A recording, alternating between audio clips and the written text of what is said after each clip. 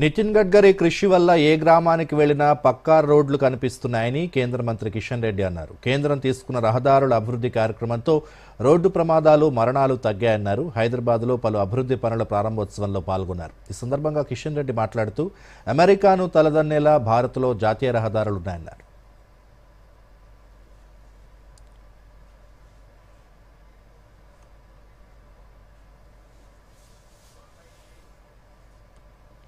రాష్ట్రం ఏర్పడిన తర్వాత గత 10.5 సంవత్సరాలుగా 2500 కిలోమీటర్లు ఉన్నటువంటి రోడ్డు ఈరోజు సుమారు అదనంగా 2000 కిలోమీటర్లు అదనంగా నూతన జాతీయ రహదారులు నిర్మాణం చేసి మొత్తం ఈరోజు 5000 మరి పైచీలకు జాతీయ రహదారులు ఈరోజు తెలంగాణలో వచ్చాయి.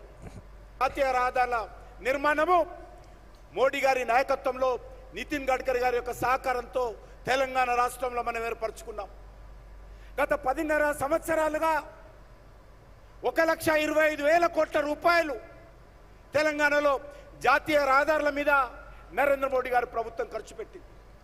రోడ్లంటే ఒక జాతీయ రహదారే కాదు, రోడ్లుంటే రైతులకు లాభం జరుగుతుంది.